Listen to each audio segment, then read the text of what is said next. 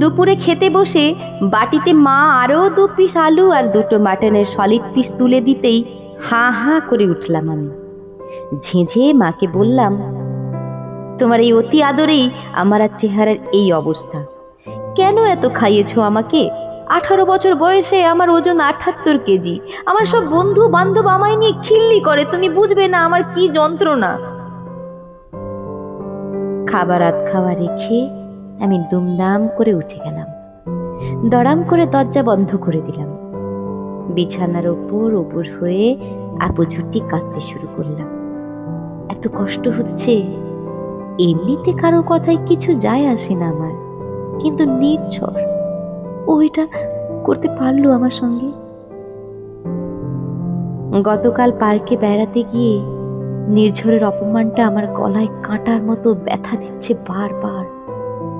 যদিও আজকাল নির্ঝর আমাকে কথায় কথায় অপমান করে, ছোট করে আমার ফিগার নিয়ে, বলে ওর পাশে আমায় নাকি বড্ড বেমানান। ওর বন্ধু বান্ধব আত্মীয় স্বজন সবাই নাকি আমাকে নিয়ে হাসাহাসি করে। ওর রীতিমতো লজ্জা হয় আমাকে নিয়ে রিকশায় উঠতে। কাল বিকেলে কলেজ ফেরত পার্কে গিয়ে বসেছিলাম দুজন। গল্প করতে করতে হঠাৎ দেখি সামনে একটা কাপল আসছে। মেয়েটার পরনের সুন্দর মিষ্টি লাল রঙের লং ফ্রকটা দেখে আমার খুব পছন্দ হলো। সামনে দিদির বিয়ে, ওই রকম একটা ফ্রক যদি কিনি। নির্ঝরকে বলতেই ও হেসে গড়িয়ে পড়ল। তারপর অনেক কষ্টে হাসি চেপে বলল, please give me a break মো। তোর ওই মিনি হাতির চেহারায় ওই ফ্রকটা আঁটবে? মেয়েটার কোমরের সাইজটা দেখেছিস? আর তোর বুক পেট কোমর বলে আলাদা কিছু আছে নাকি? আমি অবাক হয়ে ওর দিকে তাকালাম। বললাম, তবে যে স্কুলে তুই আমায় পছন্দ করেছিলি, বলেছিলি তোর নাকি রোগা পাটকাঠি চেহারা নয়, বেশ গুবলু গুবলু গোলুমলু চেহারা পছন্দ। আমার টোপা ফুলের মতো গালগুলো টিপে দিয়ে তোর নাকি ভীষণ আহ্লাদ হতো তখন। নির্ঝর বিরক্ত হয়ে বলল, তখন কে জানতো তোর 65 কেজির ওজন 2 বছরে 80-র দোরগোড়ায় পৌঁছবে? আর তখন কি আমি জানতাম যে কলেজে এমন সুন্দর সুন্দর মেয়ে আছে? এখন আমি কত জুনিয়রের হার্টথ্রব সে খবর রাখিস? বিরক্ত লাগে আমার, তোকে সঙ্গে নিয়ে ঘুরতে আমার অস্বস্তি হয়। লোকজন আমাকে আকার বোকারাম ভাবে। কিন্তু নির্ঝর, ফিগারটাই কি সব? আমি যে তোকে মন থেকে ভালোবাসি। দেখো, একটা কথা আছে, পেহলে দর্শনধারী ফির গুণ বিচারি। আর আমার মনে হয় না আমার বাড়িতে গ্ল্যাডলি তোকে মেনে নেবে বলে। আমার মা বৌদিদের দেখেছিস, সবাই কতটা ওয়েল মেনটেন। কবে থেকে বলছি জিম জয়েন কর, ডায়েট কন্ট্রোল কর, কিন্তু তুই আর ডায়েট কাকে কি বলছি? আমি তো ডায়েট মেনটেন করছি নির্ঝর। এখন 1 কাপের বেশি ভাত খাই না। ওট স্যালাড জুস খেয়ে দিন কাটাই। সারা দিন কলেজ টিউশন করে আমার ভীষণ খিদে পায়, গা মোচড় দেয়, তবুও শুকনো রুটি চিবই। এর পরেও কোনো ফল হচ্ছে না। কি করব আমি বল? নির্ঝর উঠে পড়ে বলল, তোর ওই জলহস্তির ওয়েটের কাছে ডায়েটও ফেল মেরে দেবে, ডিসকাস্টিং। বলেই হনহন করে চলে গেল। একবার পিছন ফিরে তাকালো না পর্যন্ত আমি মেয়েটা একা বসে কি করছি।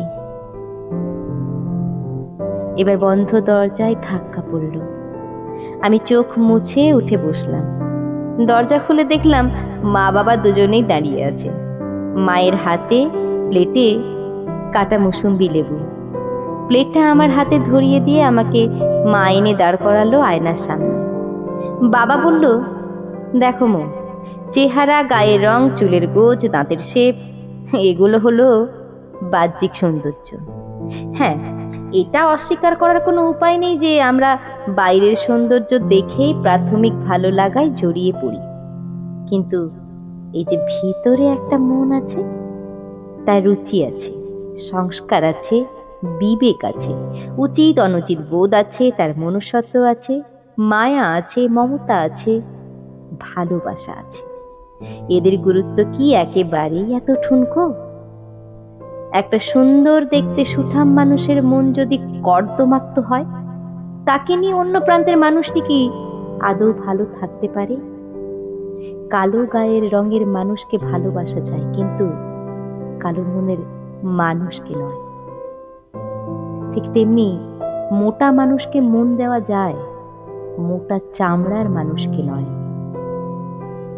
মা বলল, তুমি হলে আমাদের ভগবানের দেওয়া সবচেয়ে দামি উপহার। তুমি তোমার মতো করে সুন্দর। তোমার তো অন্য কারোর মতো সুন্দর হতে গিয়ে নিজের মন বা শরীরকে কষ্ট দেওয়ার কোনো দরকার নেই। তুমি সুস্থ স্বাভাবিক কিনা এই বড় কথা।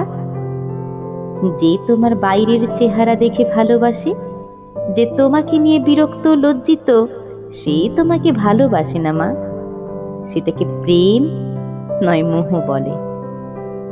তুমি যেমন, তোমাকে ঠিক তেমনি করে গ্রহণ করবে যে, তার জন্য নিজেকে তৈরি করো। সঠিক সময় আর সঠিক মানুষের জন্য অপেক্ষা করো। প্লাস সাইজ চেহারার সঙ্গে তোমার প্লাস সাইজ একটা মনও যে আছে, সেটা কদর করতে শেখো। মনে রাখবে, তোমার তুমি ভীষণ দামি। ওনারা বেরিয়ে গেলেন ঘর থেকে। কখন যে হাতের লেবুগুলো শেষ হয়ে গেছে খেয়ালই করিনি।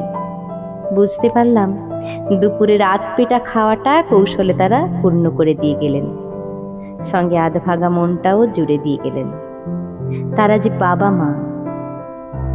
এবার একটু হাসলাম আয়নার সামনে তাকিয়ে। ফোন হাতে নিয়ে নির্ঝরকে মেসেজ করে দিলাম, এই অপমান আমি আর সহ্য করতে নারাজ। আমাকে অপছন্দ হলে আসতে পারিস, দরজা খোলা আছে। ঠিক করলাম দিদির বিয়েতে ওই লাল ফ্রকটাই আমি পরবো। রাতে আবার মাটন দিয়ে এক থালা ভাত খাবো। সকালেই টিফিনে নুডলস খাবো। রাস্তায় ঝাল ঝাল ফুচকা খাবো।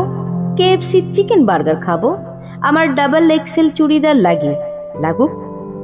আমার 36 সাইজের ব্লাউজ লাগে, লাগুক। আমার পারফেক্ট কোমর নেই, না থাক। আমি ঘাড়ে গর্দানে এক হোক, তবুও আমি সাজবো। আমি পাউট দিয়ে সেলফি তুলবো। আমার শখের পোশাক পরবো, কারণ দিনের শেষে আমি ভীষণ দামি।